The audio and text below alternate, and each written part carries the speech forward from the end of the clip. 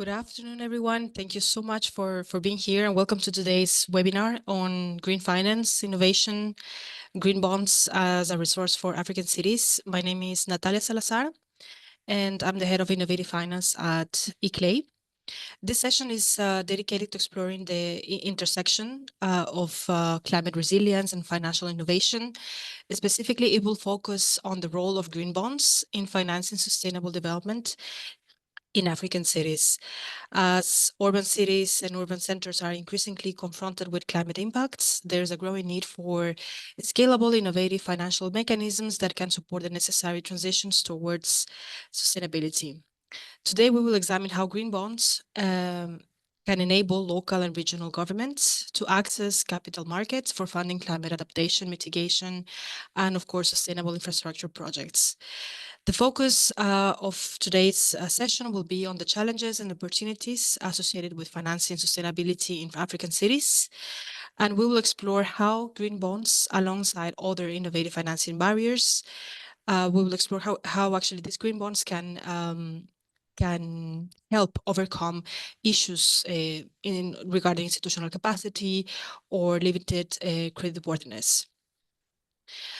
Before starting, I will just mention some of the housekeeping rules. This webinar will be recorded and will be shared later on. And of course, any questions that you have can go to the Q&A box. So happy to get them. Also, as part of our interactive approach, we will be using a Mentimeter and to gather some of the input and insights that come from you, from our participants. We'll be asking some of the key questions, and please feel free to answer them. So now, please, we'll have some of the questions here, and we'll be very happy to know about them. So here we have the QR codes, and you can either join through the link or through the QR codes. Before, of course, we would like to know where do you come from, where are you based, and also some of other details. If you have already heard about green bonds, if you know about them, which sector do you work? So that would be very useful for us to know. And before we start the webinar. So You I guys don't see know if the you can. results already? Yeah. So the first question is where are you joining from? We would like to know the city, the country, and of course, also, as I said, thank you very much. We have from South Africa, we have from Côte d'Ivoire, bienvenue. We have from Germany, of course. We have again from another city of South Africa. So we have quite some presence from South Africa. Kenya, welcome. Again, we have from South Africa.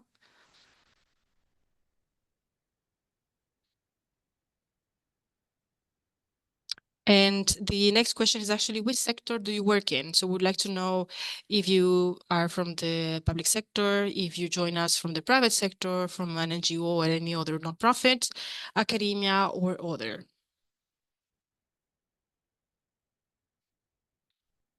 As we can see, we have a lot of from the nonprofit, also from the government, the private sector. Thank you for joining. We also always like to have a diverse background, and of course, people that come from different sectors, and where we can actually blend and of course gather different insights. And our final question before starting is, do you have any prior knowledge about green bonds in Africa? If yes, please, of course, click on yes. If no, no. We'll be very happy to know about that and then see how our participants are well aware of this topic that is actually quite relevant.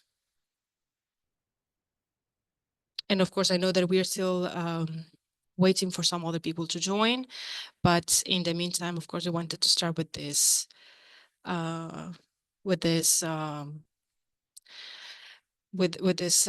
introduction.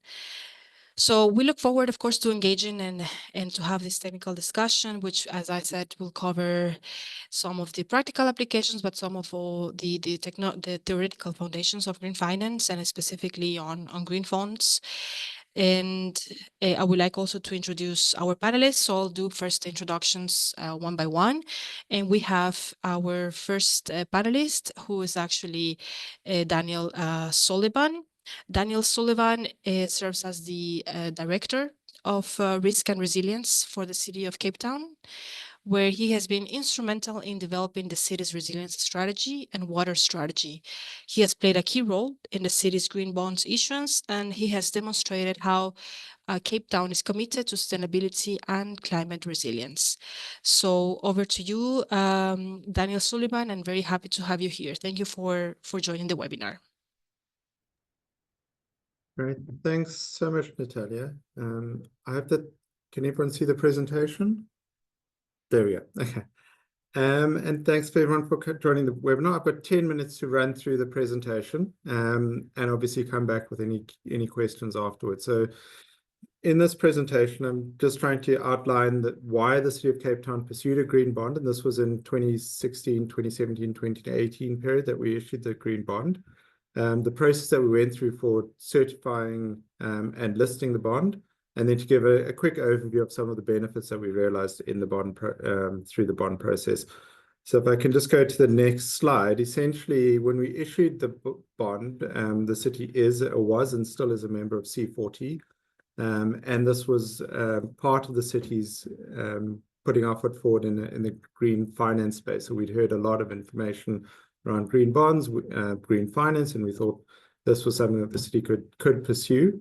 We were obviously looking at trying to attract a different source of funding mix, and hopefully also trying to attract a slightly cheaper source of finance, as well as showcasing the city's green credentials and demonstrating what it is that the city's investing its budget in.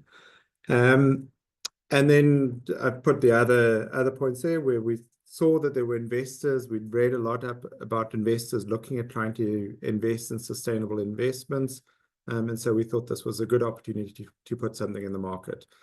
In the next slide, I'll just run through the process that we went through for the green bond issuance. So you'll see the very first step there was the development of a framework, which essentially said, we are going to issue a bond. We are going to use the proceeds of this bond to fund projects that align with certain criteria. And those criteria were listed within the city's framework, which talked about our sustainability portfolio, as well as ensuring that they were certified by the climate bond standard.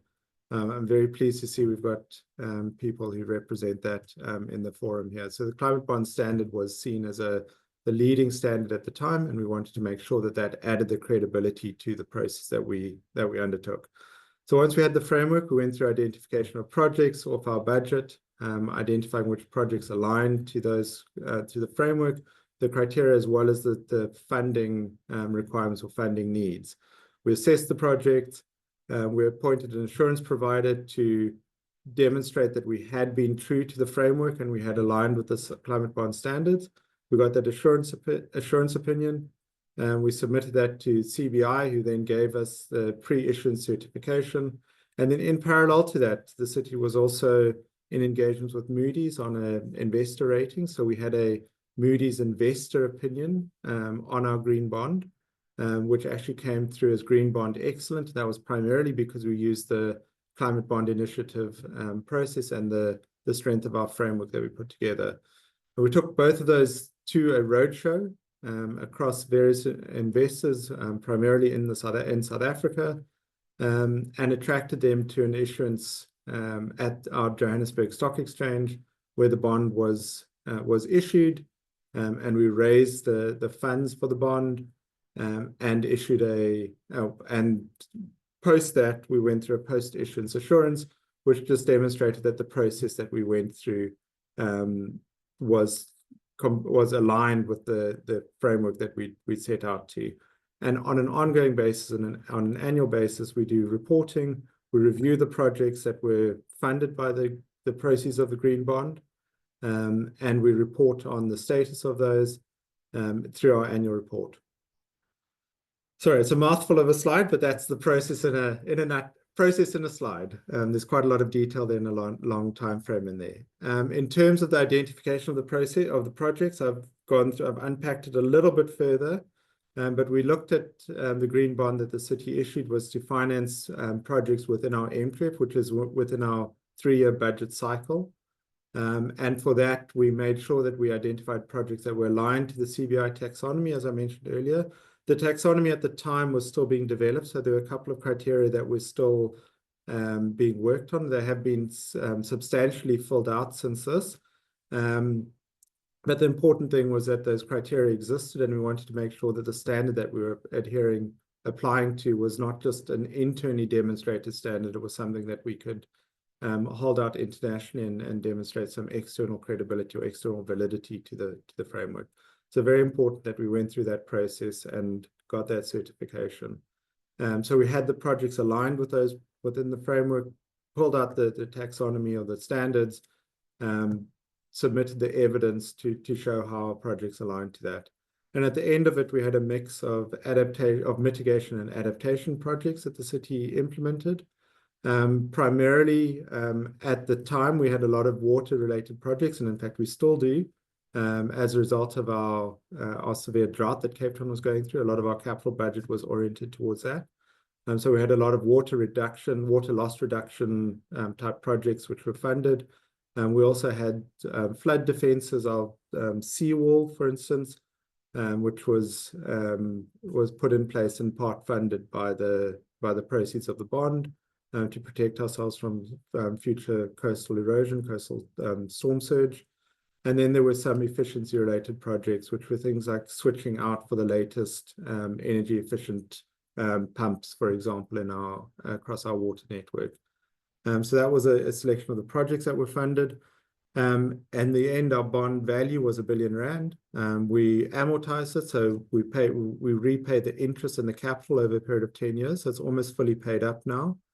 When we issued it, the R186 is a government backed bond here in South Africa. So the rate we got was slightly higher than the R186, which is a benchmark bond. And we got approximately 10.17%, which our finance team were pleasantly pleased with. It was not quite lower than our current cost of capital or cost of borrowing at the time. But that's because our cost of borrowing, you'll see that 9.95% included a number of concessionary loans. So we knew that we would never be able to meet that entirely, but that 10.17 was deemed to be a good outcome at the end of the day. The bond itself was 4 times oversubscribed, so there were a lot of interest. Obviously, not everybody offering the cheapest price, but there are a lot of people who whose interest was piqued by this bond. And then the non-financial benefits, which I think were probably sort of almost more valuable to us, given that our financial benefits were more or less on par, were the city's ability to really take a step forward in the climate agenda and really demonstrate that we are putting projects out and delivering projects which deliver climate objectives, sustainability objectives, and resilience objectives. So beyond the bond itself was a communication that the bond allowed us to push out and demonstrate the sustainability of Cape Town more generally. And then it was linked to the launch of our climate change policy. Our climate change policy has subsequently been updated and turned into a strategy. But it was quite an important moment in time for Cape Town to really start putting our foot forward and demonstrating our climate change credentials. A personal favorite of mine was the greening of the Treasury Department. So I don't come from the Treasury Department, but the Treasury Department are the department who raised the finance for the city. And their focus was really on the cheapest source of financing, not necessarily what was being financed. So it was very useful conversations with them. And subsequently, we've had some really great engagements going forward around how we package our projects in the city to get the best source of financing available for the projects, not just for the balance sheet. And that led to sort of a further awareness as well of standards to adhere both within our bond raise or our finance raising, but also in our project development to make sure that we're thinking about how we can deliver best practice in the way that when we are delivering our projects. And I think this is my final slide, which was just a couple of FAQs. I think I've spoken through some of them. There were a couple of costs involved for the assurance process, for the certification process. They were all relatively minimal. The originator fees we would have had to pay if we to raise any bond.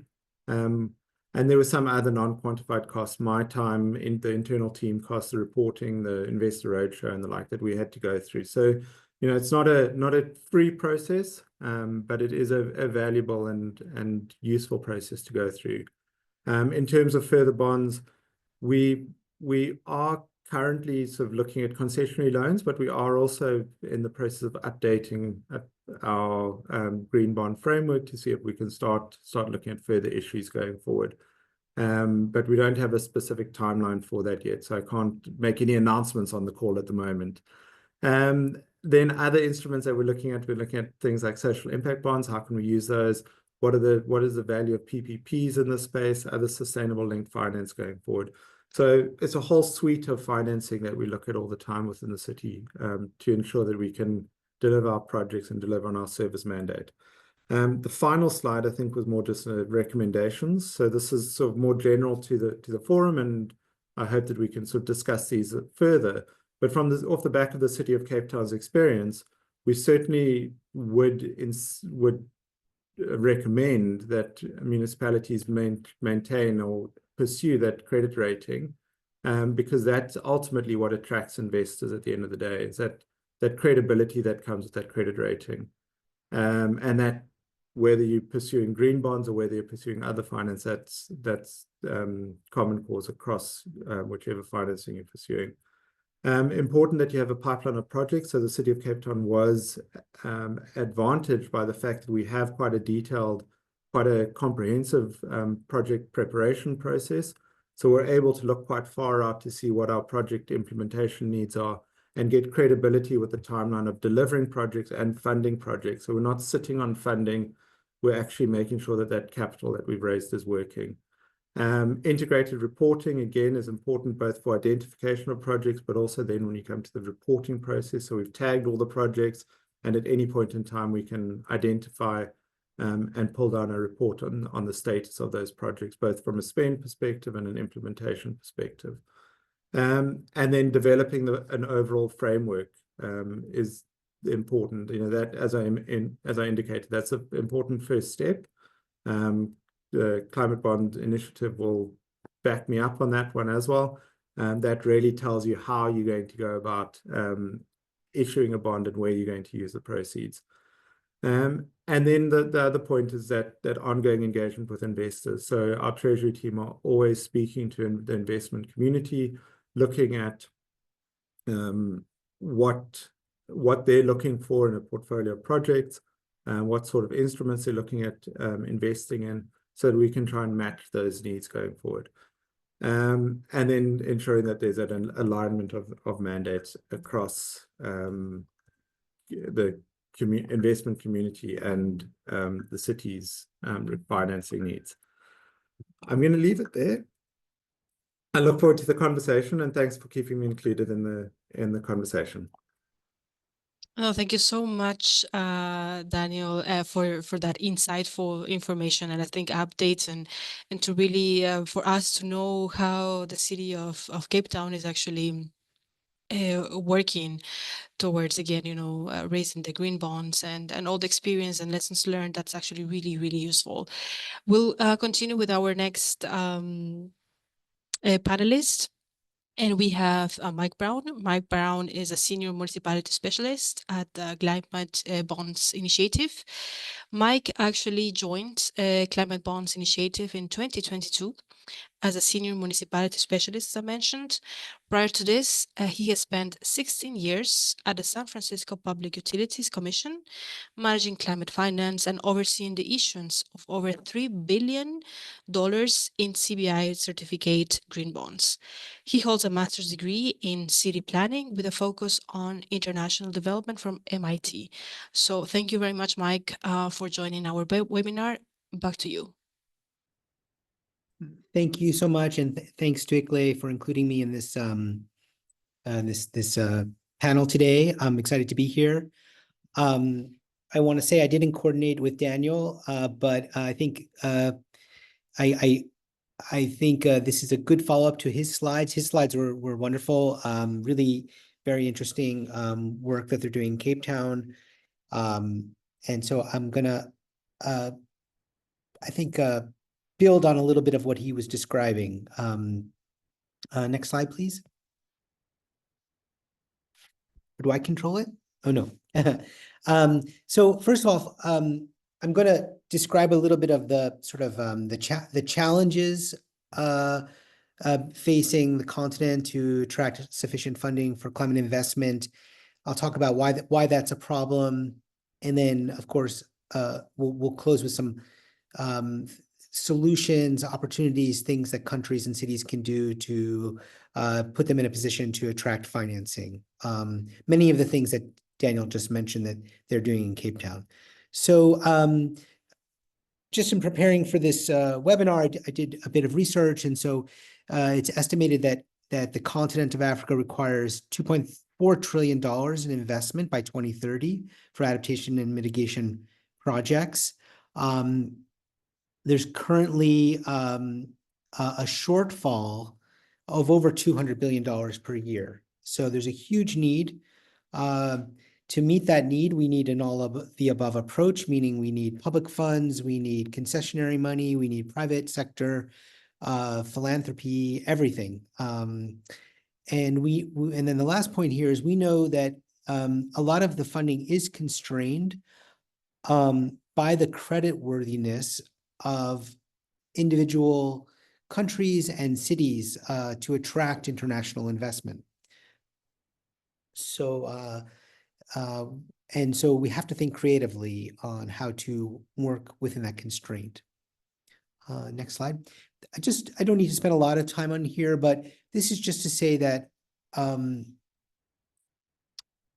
international investors will typically want to see a credit rating of BBB or better, and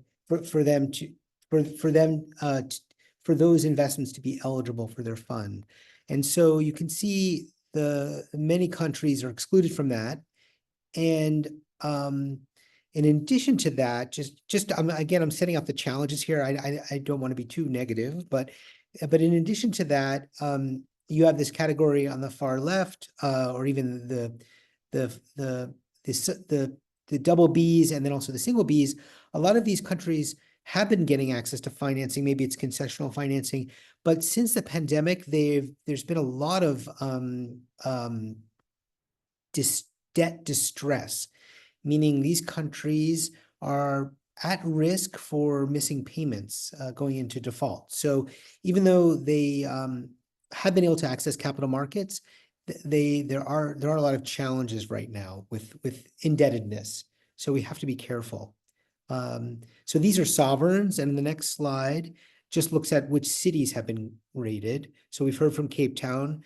Johannesburg has also been rated. Then also you have Lagos, the state of Lagos, and some other subnational entities have been getting their rating, at least exploring that. Next slide. Okay. So despite these challenges, there have been over 20 green bonds issued in Africa, and this includes both corporate and government sectors. And Climate Bonds is working on taxonomies in Rwanda and Ghana. So a lot of people know Climate Bonds in the context that Daniel described, that we will help certify a bond. So we will, through a third-party verifier, we will evaluate the projects to be financed against our criteria. And we have criteria across many different sectors like water, low carbon buildings, transportation, things like that. So you can get your bonds certified that way. But we also help countries all throughout that project cycle that Daniel described. So helping them with frameworks, helping even before that, developing a taxonomy, so a framework for the whole country. So we're very engaged in supporting issuers. And so some of the things that issuers can do to overcome this funding gap, one of them is build their own creditworthiness. So this is one of the things that Daniel mentioned. I would absolutely seek to get a credit rating. And there are things that are out there even that are a proxy to getting a credit rating if you just want to kind of assess where you would stand without making the investment of hiring a rating agency. But these are things like focus on audited financials, your reserves, so your like net revenues after all of your expenses, your operational performance, these meaning coverage area if you're a water utility, water loss, those kinds of things. Those are the things you definitely want to work on. Currency risk, this gets back to those earlier slides that for many countries, many cities, you may not be marketing your debt to international investors. So it's very important to develop a local market to reduce the reliance on overseas investors and also the currency risk that's associated with that. Another point is to build operational capacity. And this involves developing processes to ensure that the projects you're planning and that end up in your pipeline have been screened for climate resilience. And I'll touch on a couple of tools that are available for you in a moment.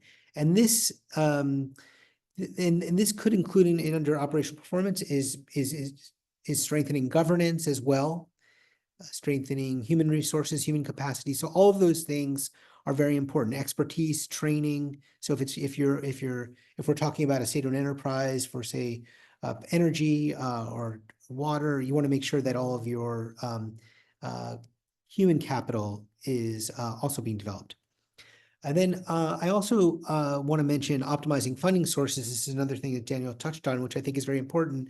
And I have a slide on this a little bit later. The importance of really being strategic about your the funding sources that are available to you. And so seek those sources that don't impact your balance sheet first. So whether that's a PPP or a grant or an equity partner, that way you can kind of leverage the funds you do have and achieve more. And I'll touch on that in a bit more in a later slide. Next slide, please. Okay, this is the slide.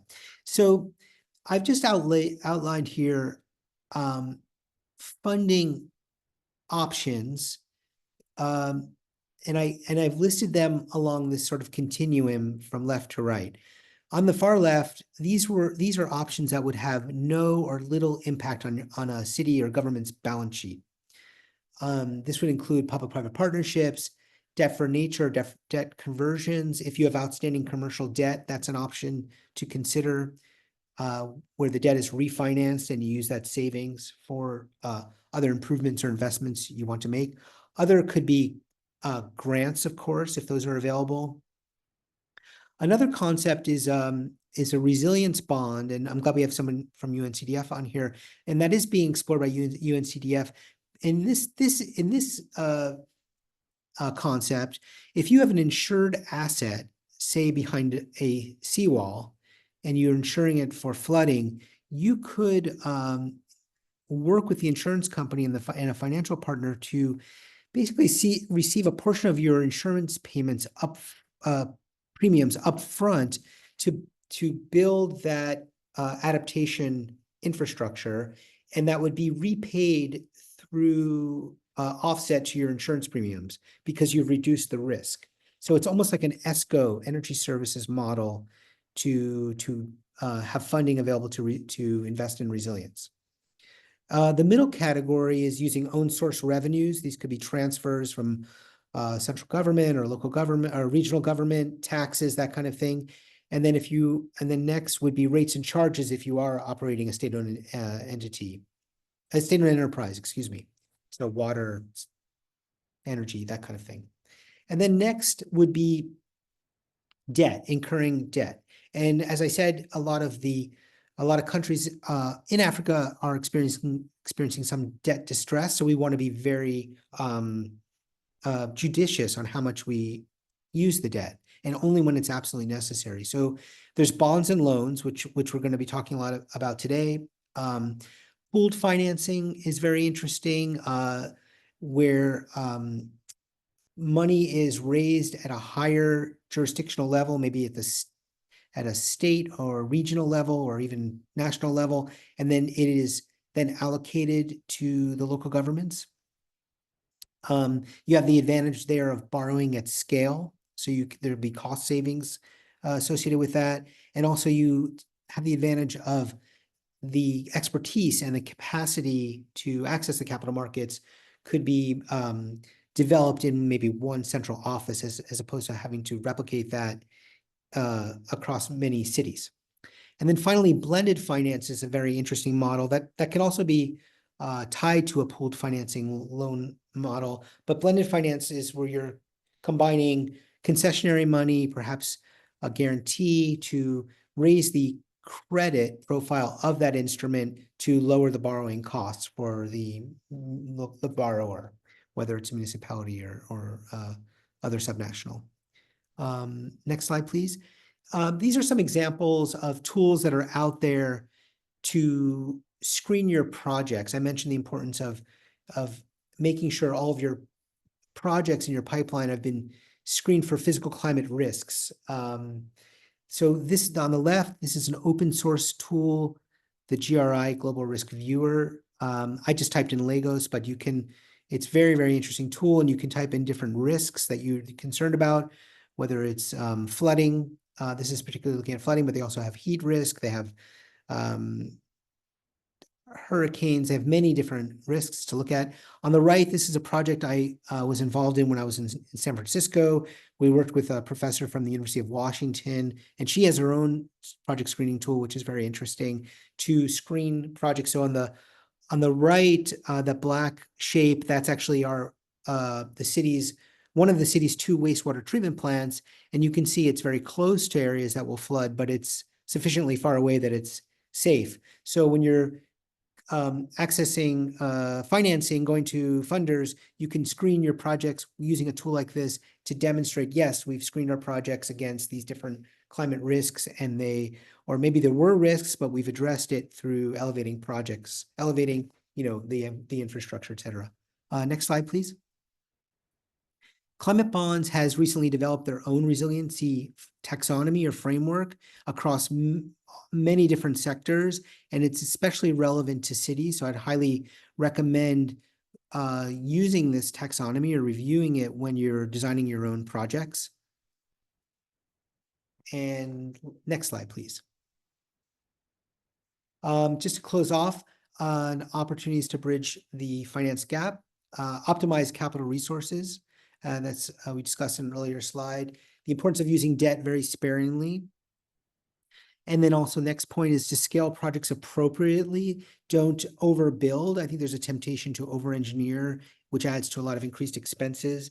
And there's also an opportunity, I think, that's been underused, which is to leverage procurement. So when you're doing your tenders, to make sure that you include designs that will enable you to save money, but still achieve the same engineering objective.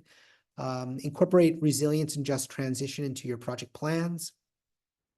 This will also help to improve credit and long-term outcomes. When I say improve credit, because rating agencies will appreciate that you're making investments into resilience, which makes the borrower stronger credit.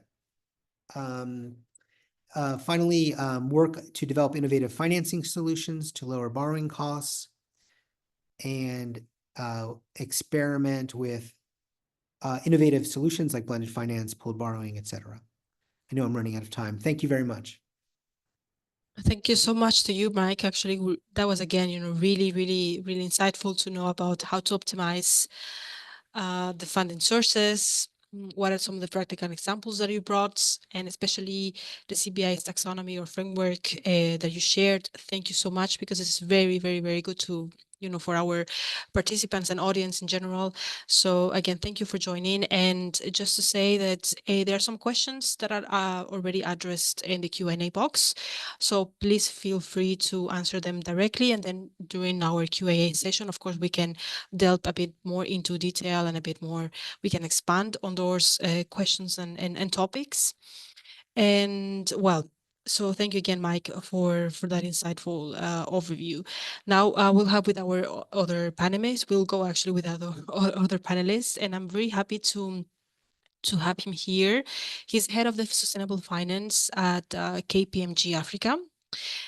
His name is John Boateng Akwoko Tawaya. I really hope that I pronounce it very well. He is head again of the sustainable finance at KPMG Africa. He's an associate director for ESG advisory services. He has over 14 years of experience, and his expertise in general spans commercial banking, management, institutional reform, consulting, and of course, development finance. So we are really happy to have him here attending our webinar. And over to you, John. Thank you again for joining. Yeah, so my name is John Boatin Ekyokutia, and I think that we would be using this opportunity to try to have a good overview of what is happening across Africa regarding green bond issuance, as well as how we are really looking forward to how we support subnationals and cities to be able to upscale the market. So can I have my slide on? Okay. Uh, okay, we can go ahead. I think the formatting of the slides would make it, but again, we can continue. And okay, so thank you for your patience. So we began to, as we've had Mike and also the other team members give a great work overview of what's happening across cities. We also take it a point to understand what across Africa, what countries are gearing themselves to raise bonds. So we looked at certain examples within Kenya and also, as earlier mentioned, in South Africa. And also we have also various cities who are looking forward to, who have already issued green bonds in Nigeria, specifically in Lagos, and also in Tanzania and Rwanda.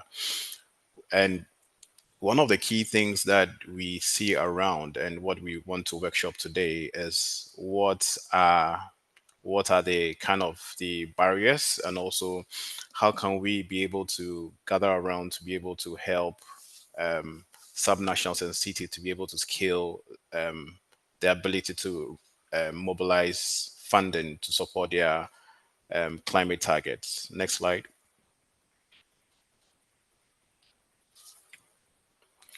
So basically, I think it's so clear that when we talk about climate change, we literally want to focus on mitigation and adaptation. And also, there is also an uptake of biodiversity, which is also getting trying to see how we can be able to build an ecosystem rightly to ensure that certain kind of organisms and also the nature gets replenished, right? So we look at these are kind of, I bucketed into three areas where I call it the main focus within Africa, but arguably there are more problems in there that needs to be resolved. So from agriculture, that is ensuring that we have food security across various sites. We have water issues due to droughts, and also some of our waters being destroyed due to mining and the others. We also have some need for infrastructure. So regarding reduction or trying to reduce the greenhouse gases space, we also are very highly dependent on fossil fuels, and also ensuring that we could have efficient way of ensuring that our public transport systems are being powered by cleaner power. And also, how do we churn away our waste issues or waste practices to ensure that we can be able to resolve them, and having a kind of a regenerative programming to ensure that all the waste that perhaps have been um, occurring within our cities, we have the right frameworks to ensure that those are churned back into more businesses that can be able to scale up the cities. And also not forgetting the effect of biodiversity, where there are issues with land degradation and also land security that is being managed or being literally being mismanaged, or in a way that is not clearly optimizing the use of the land. Next slide. So just to add to some of the few problems that the earlier colleague mentioned about what are the kind of challenges that face in cities trying to be in a position of mobilizing funding through green bond issuance. We saw one key case of how do you define projects, or as you said, project originations, right? Within the various cities have budgets or that have been tagged as climate, or that has been tagged as climate mitigation adaptation. But the question is that there is no clear defined within that cities, and there calls for more of a national taxonomy that aligns into the subnational levels under the cities, right? So meaning that there has to be clear demarcations. And from experience and engaging with stakeholders, there's a lot of time that is spent to identify how that is really qualifies as a green pipeline.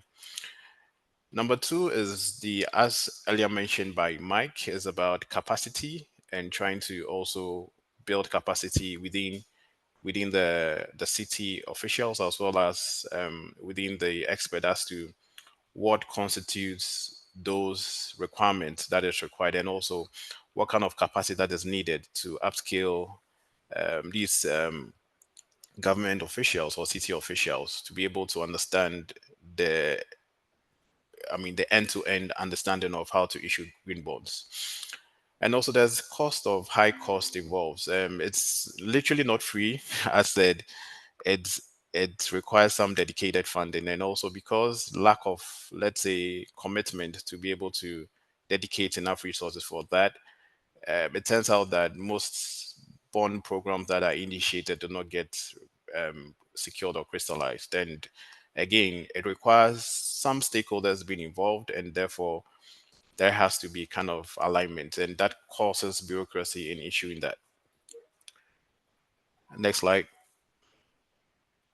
So we also wanted to deep dive to say that yes, there are opportunities in there, and that is what we at KPMG are trying to find how to innovatively solve that with our partners, right? So we are also exploring that, as earlier mentioned, between the giving of non-concessionary funds and also debt financing instruments, there are also alternative ways to move even without or moving beyond just green bonds, and also exploring how to even help to set up cities to be able to establish climate finance vehicles and the others.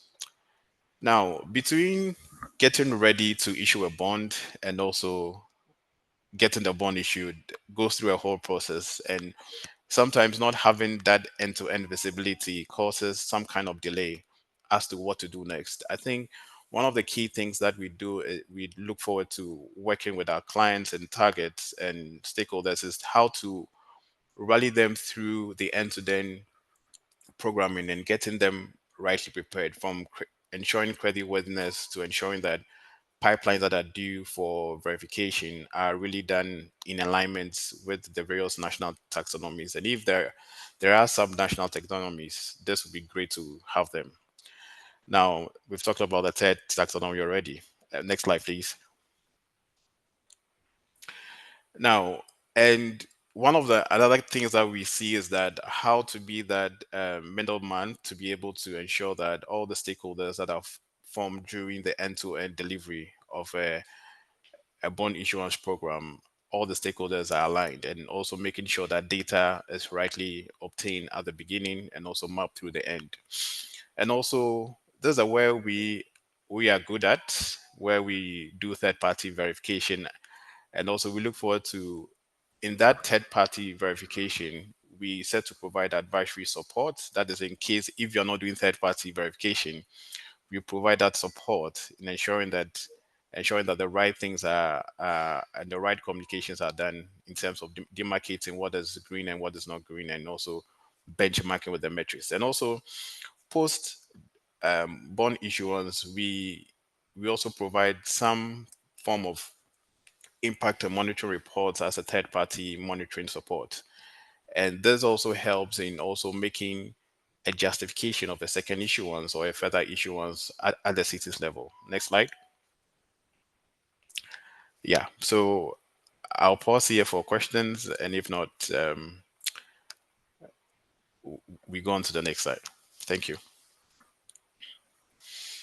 Thank you so much, John, for that. Again, really, really good presentation. I think it was very good to know the overview and as you said, the main focus on Africa, and as you divided on agriculture, water, infrastructure, to really understand what are actually the challenges and opportunities in Africa. That's actually a really good angle that you provided to us, and also mentioning how the benchmarking is relevant in this case for green bonds, and how to really get the most out of all this process.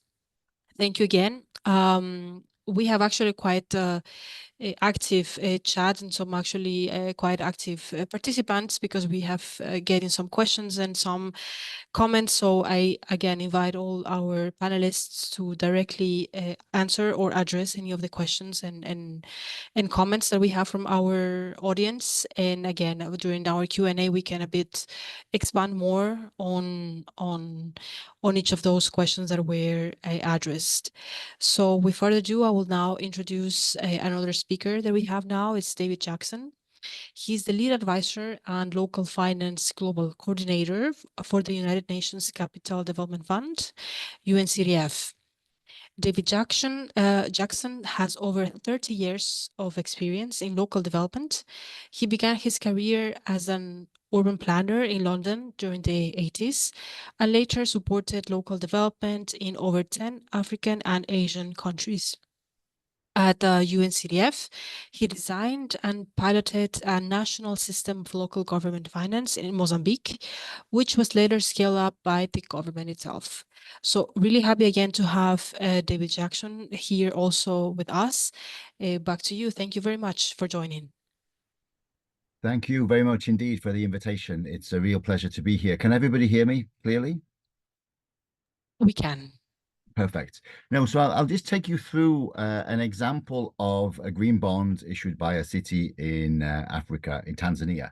And I think it builds very nicely on the presentation so far. So I'm not going to repeat what has been said by Mike and by the previous, by John, who spoke just now. And I think what they have presented is a real platform for what I'm about to talk about, particularly the graph that Mike presented, where you go from left to right, and some of the issues that he raised with regard to local currency borrowing, with regard to credit ratings of cities, etc. So this is a reflection on the experience of the Tanga bond, which was the Tanga Water Green Bond. This was for 53 billion Tanzanian shillings.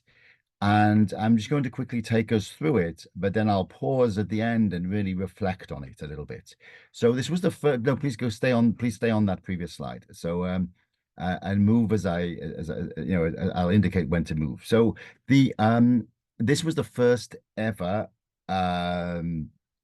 city-related bond in Tanzania, possibly in East Africa, and one of the few in Africa outside of South Africa, where there are many. And there are some quite unique elements to it. And I think it builds on what has just been said by the previous speakers in showing actually what can be done, but also what are the obstacles to doing it. So I'm going to focus on that and try to connect what I'm going to say to the previous comments a little bit, because I think we can actually build on those quite nicely. So if we go to the next slide. So this is the corporate slide. UNCDF's vision is to help mobilize and catalyze an increase of capital flows for SDG impactful investments to member states, especially LDCs, of which Tanzania is one, contributing to sustainable economic growth and equitable prosperity. So with that in mind, and stay on this slide, please, we actually had a meeting in 2021 with the President of Tanzania, Her Excellency Samia Suluhu. And at that meeting, the Minister of Finance was present. And we talked about the issues that were raised in the previous presentations about the limitations of availability of infrastructure finance and the demand for sustainable infrastructure in Tanzania and all African cities, which are urbanizing so quickly. Even small cities are becoming quite large urban centers, and yet the sustainable infrastructure is not there. So it was a landmark meeting because we floated the idea of potentially a municipal bond, local government bond, to provide one of the solutions if it was in domestic currency on the domestic stock exchange, and therefore would not overtly impact the international borrowing of Tanzania. And even though it had never been done before and there were no infrastructure bonds on the stock exchange, all you could buy on the Tanzanian stock exchange are shares in the telco companies, the mobile phone and some of these other traded companies. Like on a lot of the African stock exchanges, the availability of infrastructure investment instruments are few, and there are just the usual suspects that have their shares traded there. So she turned to the Minister of Finance and said, make it happen. And then in the budget speech of I think 2022, the Minister of Finance included the fact that there would be experiments in opening a municipal bond market in the country. So that was how that process began. And the lesson, I think, from that is you need political backing to make this happen. Now, if we go to the next slide, please.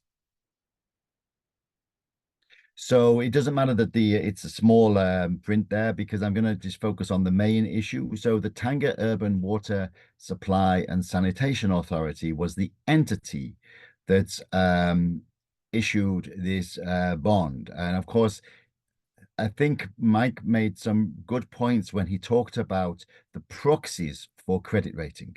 So this entity does not have a credit rating. It belongs to Tanga City Council. Tanga is the second or third city in Tanzania. It's not the capital. It's a large place.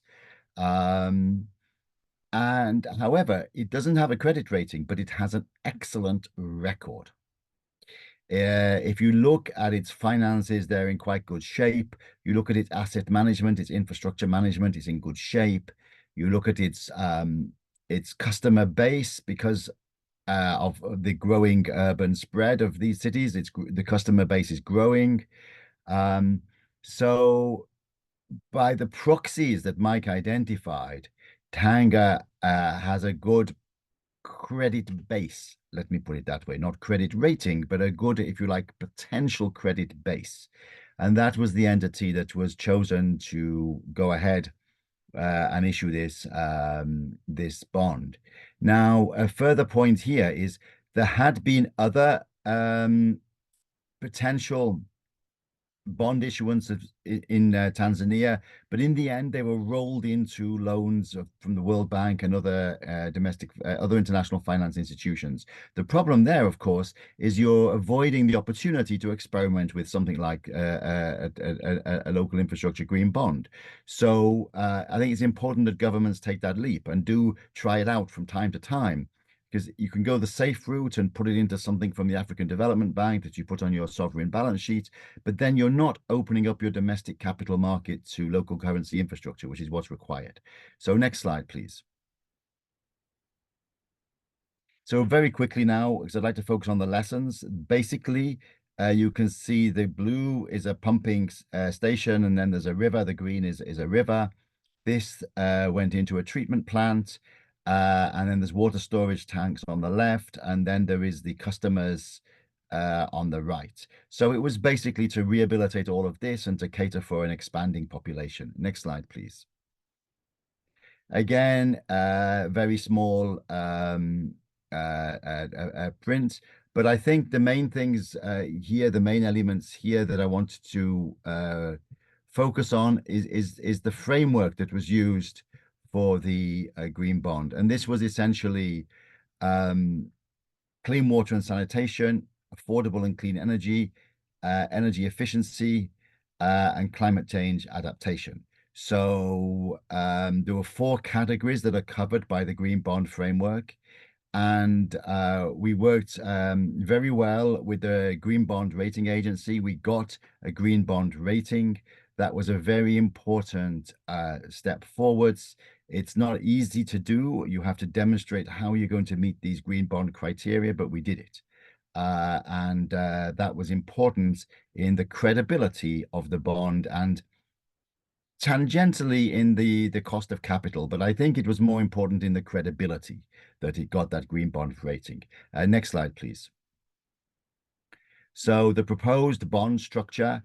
So this is very interesting because you see above there no guarantee approach. So in the end, what we did was it was not possible to apply a guarantee. We had guarantee offers from the IFC, the International Finance Corporation, and also from Garantco, which is a private sector guarantor backed by some of the European governments. And you basically buy the guarantee from them. You pay a premium, but the cost of the guarantee was such that it would have added to the to the cost of the bond. And after going round and round in circles with the various potential guarantors and the Ministry of Finance, we decided that on paper the structure of the bond was sufficiently robust, and that the the financials were sufficiently strong to go ahead without a guarantee from any of these external guarantors, which I guess means there was an implicit sovereign guarantee, but not an explicit one. And we basically went ahead as that was a brave decision, but it was the right decision. I think if you see there, you'll see the flow of funds. But this is not really to look at that. This is really to look at the bigger picture lessons. Next slide, please. So the financing solution, the use of the proceeds will increase water production from 30,000 meters a day to 60,000 cubic meters a day. It will rehabilitate part of the dilapidated water infrastructure. 110 kilometers of pipe will be rehabilitated to reduce wastage from 30% to 20%.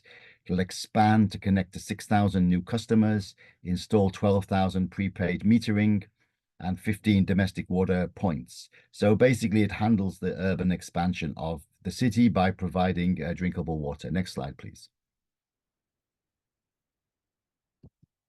So I think here you should see the subscriptions summary. And I think I'd like to pause here because, yes, we went ahead basically without a guarantee from an external guarantor. It was well priced. So, the investors get a good rate. And it was oversubscribed by 3%, 103% subscription rate. And it has since been cross-listed on the Luxembourg Stock Exchange in Tanzanian shillings, which is a huge step forwards, allowing external European and other investors to purchase paper written in Tanzanian shillings. So one of the impacts of this, if there are many more of these, is of course it strengthens domestic currencies and it builds depth and breadth of capital markets. But what's interesting here, you see pension funds, 21% of the subscription, banks, 23%, other financial institutions 6%, and then foreign institutions 35%. And this was a Kenyan investor, the African local currency bond, who I believe are in Kenya. And then you have businesses and retails. So this is also very interesting because there were even some individuals that bought it, and the idea was to market it to individuals who wanted to put their saving money in there. And of course, there were some businesses, NGOs, etc., that also bought this bond. So it was really quite an interesting spread. And the point being, of course, it pays quite a good rate, but it was oversubscribed, and this is the key point, and it's now taking place. The infrastructure is being built. Next slide, please. So here you see basically some of the key lessons learned. So firstly, it's an unsecured transaction, but it's possible. Secondly, the marketing budget was very limited. This could have been even bigger, and maybe it could have been even greaterly subscribed. And I think next time we will need to make sure that we're able to spread greater awareness of this. And the investor engagement pre-roadshow should have started earlier. But in spite of these concerns, it was a success. So this is what's very interesting. And the next slide, please. And again, a couple of other lessons learned. So it was the first of a kind. So there were limitations of the receiving bank. The 6-week subscription period window should have been 8 weeks, and the brokerage fees allocated to stockbrokers was very small. But I mean, these are small issues. But it's interesting that we're actually getting in now to the fine print of what we would like, of what we've learned, because we want to do more of these, and that's the discussion with the government currently. Next slide, please. That's it. So essentially, the message here is that it is possible to do these kind of things. And building on the previous presentations, there is no alternative to trying to do this, because African governments are indebted. It's not a good idea to borrow too much. It's not good to put all this on African Development Bank, World Bank. That's not going to be possible to provide drinking water across the whole of Tanzania, for example, to every citizen. One of the only solutions is trying to build that domestic capital market. Of course, there are other solutions too, and it can be done. And I think some of the instruments that were referred to earlier by Mike, this can also help cheapen the cost of this capital as you move from that right middle to the left-hand side, or sorry, from the left to the right-hand side of that diagram. You can plug all those in to reduce the cost of capital. But this was one that was done with political backing, without a guarantee, but pushed by the Prime Minister and the President, and it happened. I think that is the lesson. Thank you.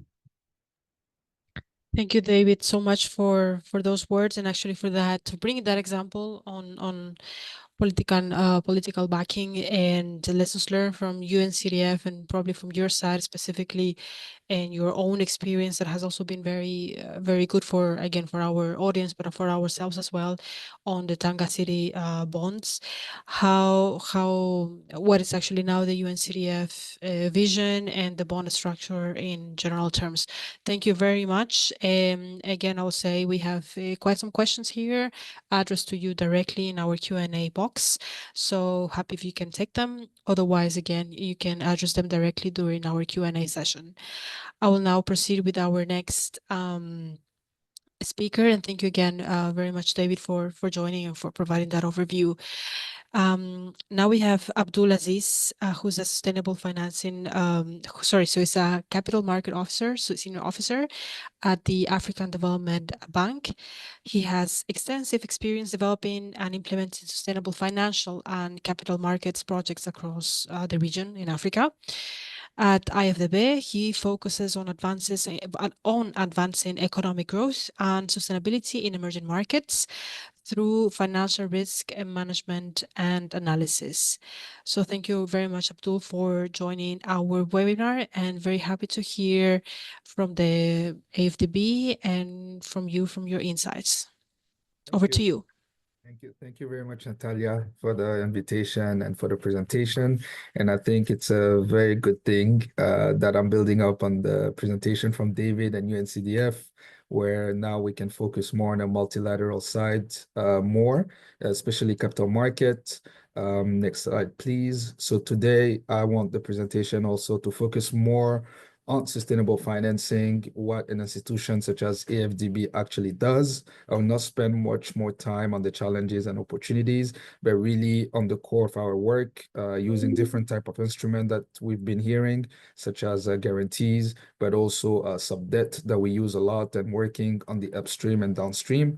Probably something I need to mention here is that we are focusing on government intervention. For us, cities is part of government intervention. It is the next step of the financing that we're also trying to reach now that we've worked extensively with government and the private sector. And we believe also that cities are extremely competitive, and we can also reach the same level of sustainable financing working directly with cities. We already seen the case of Cape Town, but we really hope that we can work with cities such as Abidjan in Cote d'Ivoire, but also Casablanca in Morocco. So those are events that we're actually exploring. So next slide, please. So as I mentioned earlier, we will not dwell too much into it, but just in terms of capital market, as you know, in Africa, they are faced by several challenges. We realize the fact that they are very small, just by nature, with a few investors that we see usually that are not necessarily impressed by the number of products that we have. We also have the challenges when it comes to legal framework and regulation. For instance, that this is one of the reasons why most of the bonds that are actually outside of Africa, even when it concerns African countries, at least for sizable sizes. And this is one of the reasons, can we go to the next slide, please? The opportunities that have been identified and why the capital market division exists at AFDB is because we realize that we have the possibility to mobilize actually long-term local financing, create some opportunities within the institutional investors, primarily focusing on the private sector, looking at different type of bonds, because we've been focusing obviously mainly the presentation on green bonds, but we have other type of bonds that also need to be developed within the continent, such as gender, green and blue, and social bonds as well. Looking at the regulatory, that's where we usually try to work on the upstream side, doing also capacity building activities such as this one, and presenting. But mainly our role is to basically attract international investors and local investors so that they can invest in long-term projects that would reduce poverty, but also increase economic sustainability. So if we go to the next slide, please.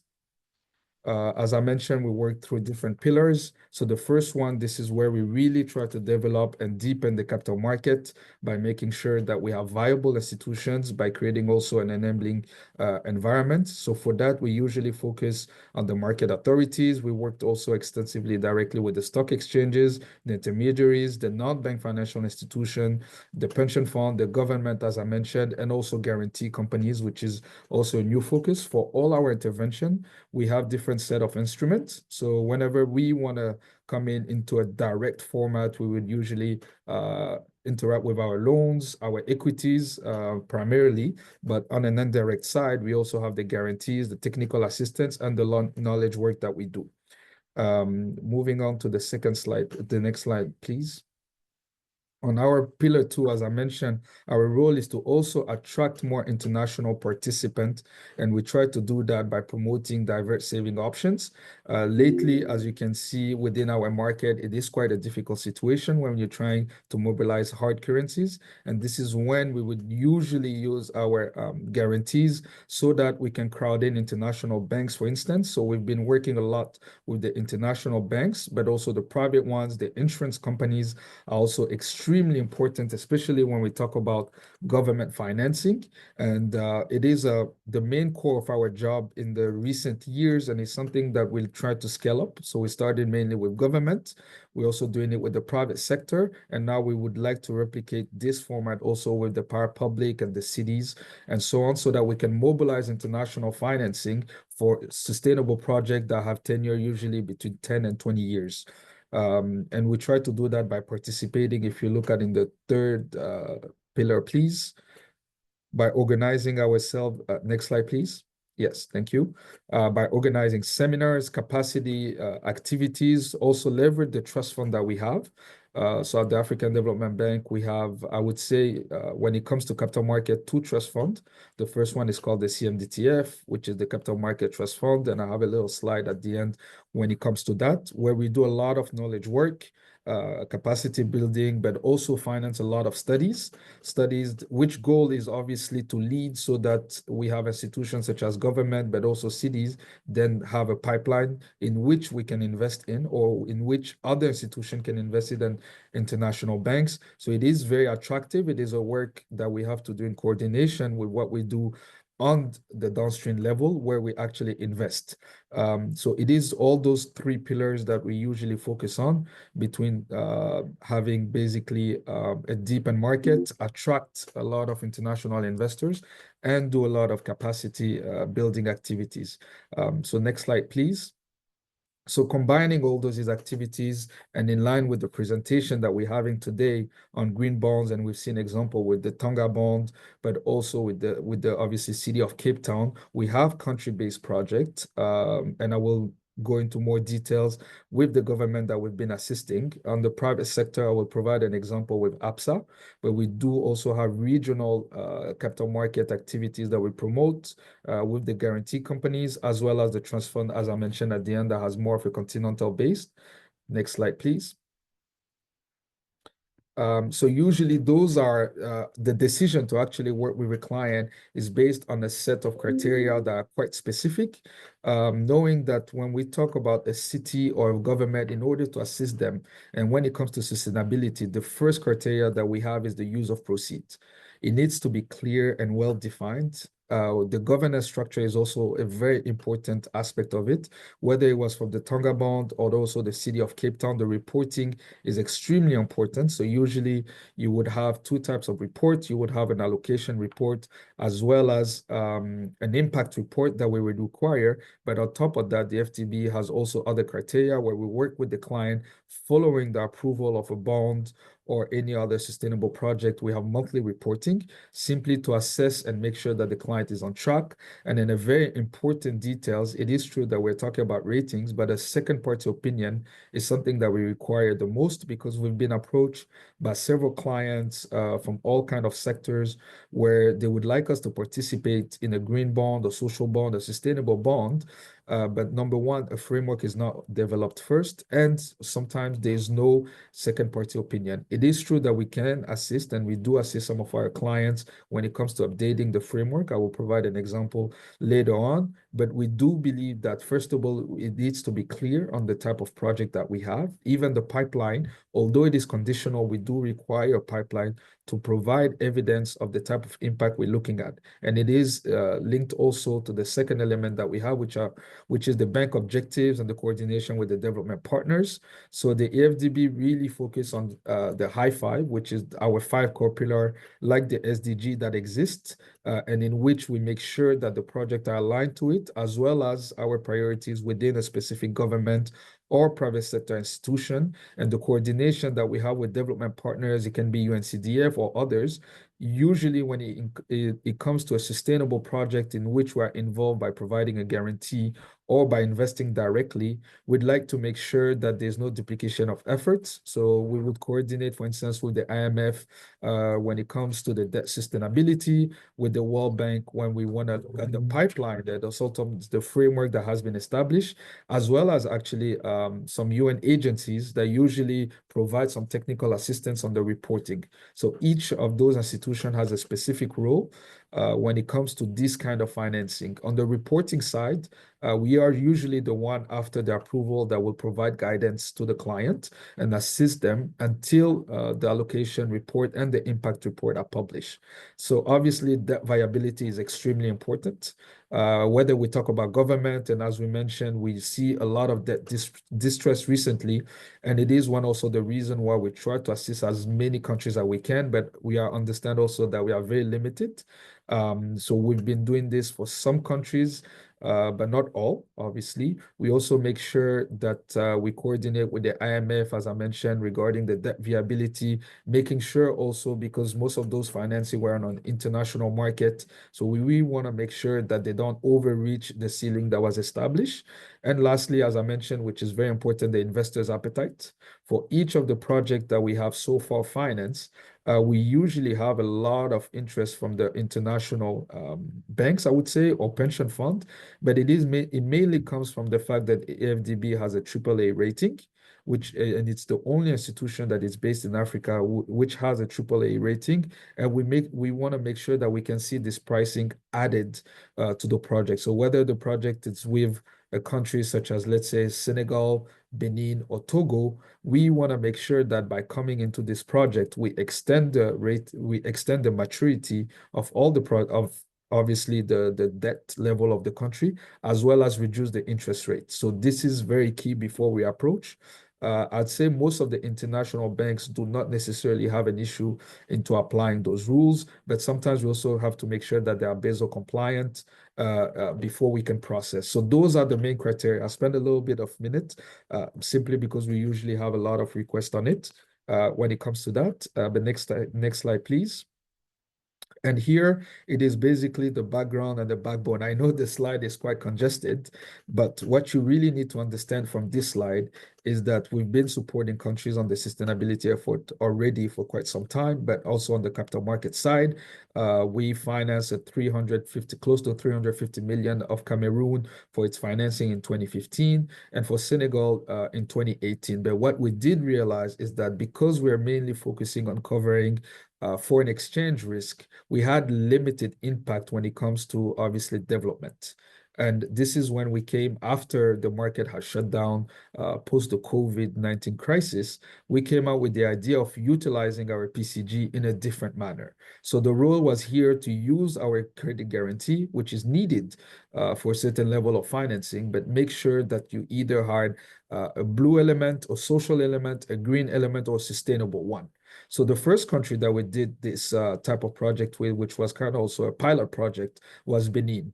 And I'm quite confident into saying that it's been extremely successful because we can see that even this year, Benin was the first country to go back to the market and raise an amount of close to 500 million with a very small coverage from World Bank. And it was the first sub-Saharan country to do so this year. So that's how it came the idea of really focusing on SDG as well as green and blue bonds. And then we can basically track the impact on this project, as I mentioned before, with the various documents such as the framework, the SPO, but also our own monthly reporting that we require. So if we go to the next slide, please. The countries where we've been involved and we've been doing that are the following, which is Cote d'Ivoire, Egypt, Togo, Rwanda, Senegal, and Benin. Obviously, each one has some specificity, but all they have in common is obviously related to sustainability. The minimum amount on each country was around $200 million, while we were able even to go above $500 million on some of those countries. Obviously, we use our guarantees, and in some of those cases, we even had to provide more cover from the private market or using also other multilateral to assist us.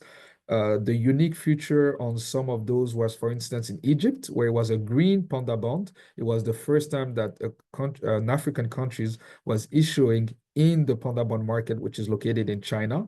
And it was for 350 million coverage for a total financing of 500 million. It actually won an award. The same case applied to Cote d'Ivoire, where we are able to crowd in two international investors for an amount of 500 million. So those projects are seen as very successful, and we definitely try to replicate. So we can see, so as of last year, we've done Rwanda, Togo, We are also in discussion to do some repeat with some of those clients, but also adding new clients and going more into obviously private sectors as well as cities in the coming years. So this is an overall review of the countries we've been assisting. So next slide, please.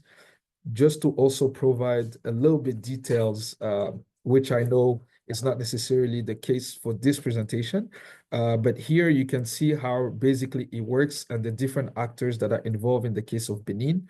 Obviously, the different other bonds are slightly different depending on the structure that we use.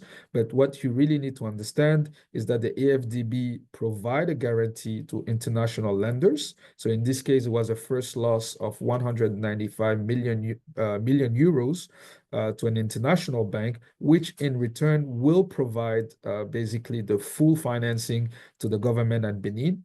In this case, we actually, the international lenders required that an additional guarantee be provided, especially it was in 2021, which at that time, no market was accessible for any country, but at least it was wrapped by 100%, and it was at a very attractive rate for the country itself. And we can see how the country benefited in terms of, if we go to the next slide, please.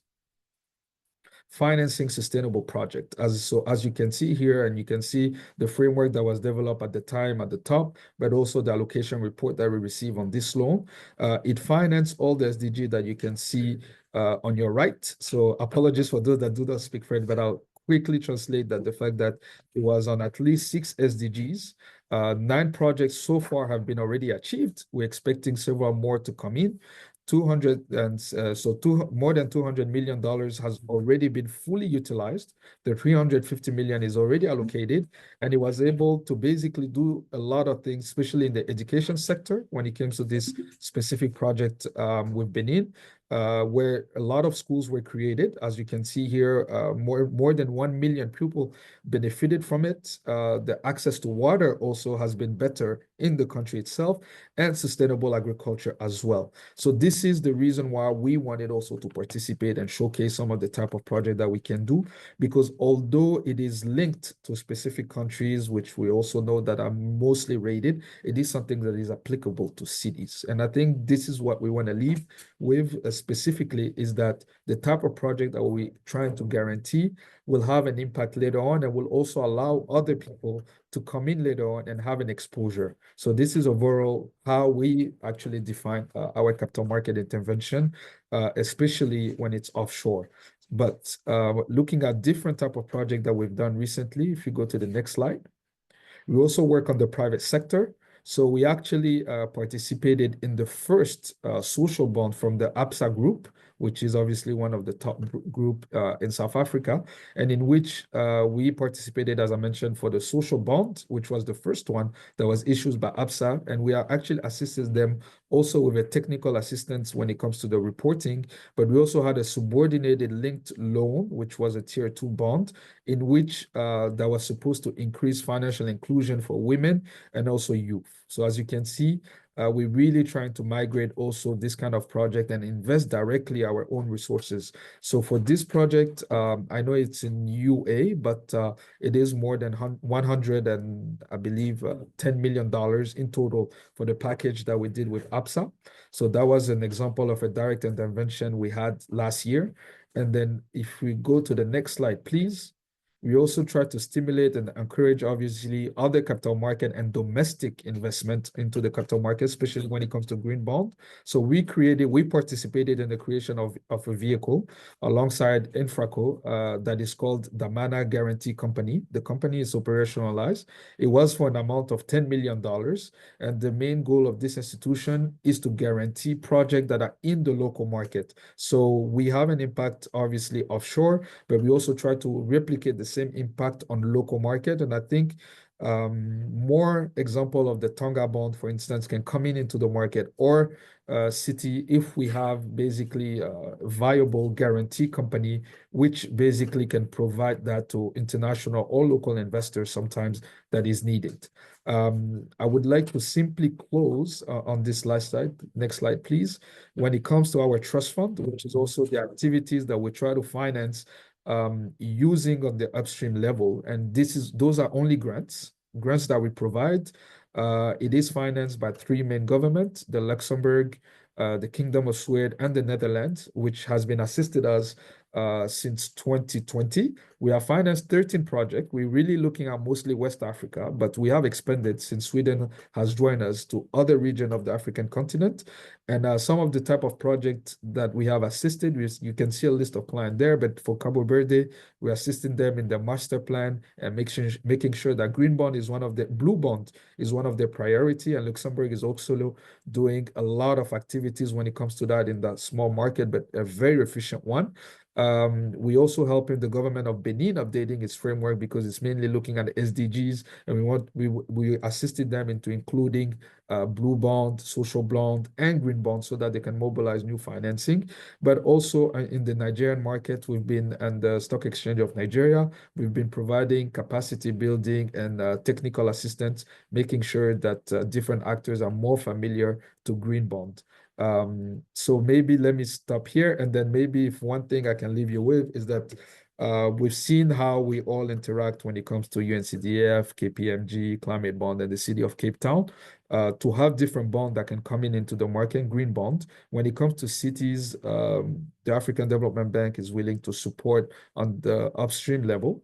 When it comes to more designing, even technical assistance and project pipeline, but we're also willing to assist some of those that are already, that we consider ready on a funding side, and in which we can help them mobilize funding into international market or local market. Local market remains more challenging, but it is definitely something we're exploring.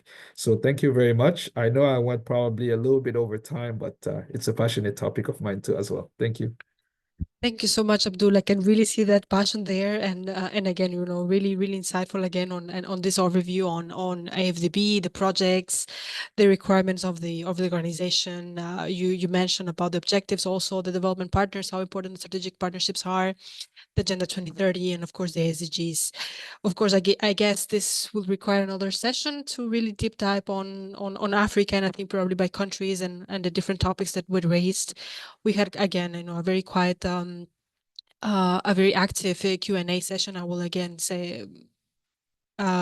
Ask our panelists to address the questions there directly, because there were some questions addressed directly to you, like Abdul, and to the rest of the panelists.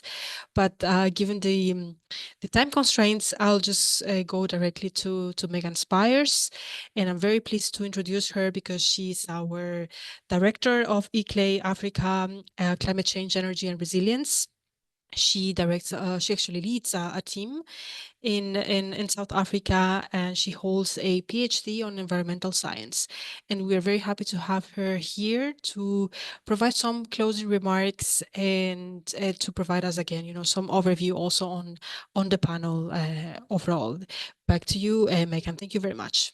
Thank you, Natalia, and just want to say a special thank you from all at ICLEI to the panelists for all of your insightful presentations. I certainly myself found it hugely insightful.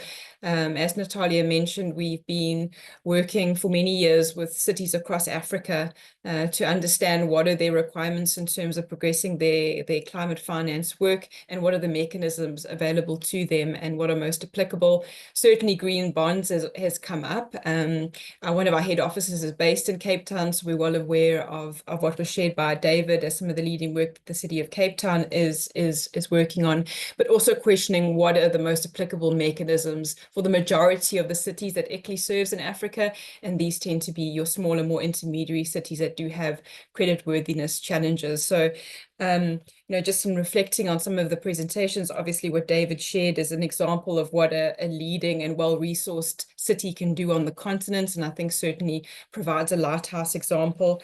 I think what I found most useful about Mike's presentation is that what Mike did is show us the broader suite of options for African cities, that green bonds is certainly one option, but there are many others, particularly off-balance sheet options that often make more sense in contexts where resources are constraints, and I think also really highlighted what we feel is often a critical under-resourced knowledge set and also skill set, which is the intermediary work that's required to walk the long, hard road with African cities to take often what are project ideas well carried within existing plans and pipelines and move them towards bankability or being able to access grants and investment finance that is out there.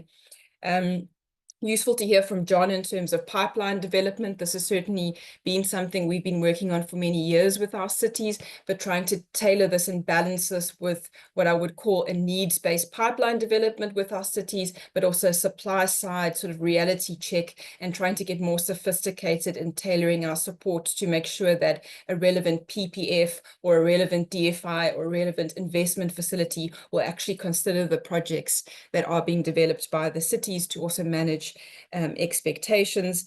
And then what I found particularly insightful about David's presentation was highlighting the importance of political leadership and bold leadership, because often what we're all trying to do, and many of us in this webinar, not just the speakers, but also the attendees, is do first, right? First for a country, first for a city, and that does require bold leadership. So David, thank you very much for highlighting that. And then Abdul sharing, the critical work that AFDB does, right? So AFDB and the many other important DFIs across the continent are critical as a crowder in, as a bringing the key players to the table, cannot be done just by those types of organizations. And they play this critical role in crowding and in building support for African city work. So really, thank you very much to our ICLEI colleagues for pulling this webinar together. We were very glad to see we had so many attendees, most that stayed right through the webinar, and we do hope that further conversations will continue in the days and weeks to come. Thanks, Natalia. Thank you all again for joining. Thank you, Abdul. Thank you, Mike. Thank you, Dr. Megan. And thank you, David and John. And again, Daniel Sullivan for joining this panel, and also for the panelists for joining here today. I really look forward to having another session and probably diving a bit deeper on the Africa topic. Thank you very much, and have a really good afternoon or morning. Have a good day. Thank you very much. Bye-bye.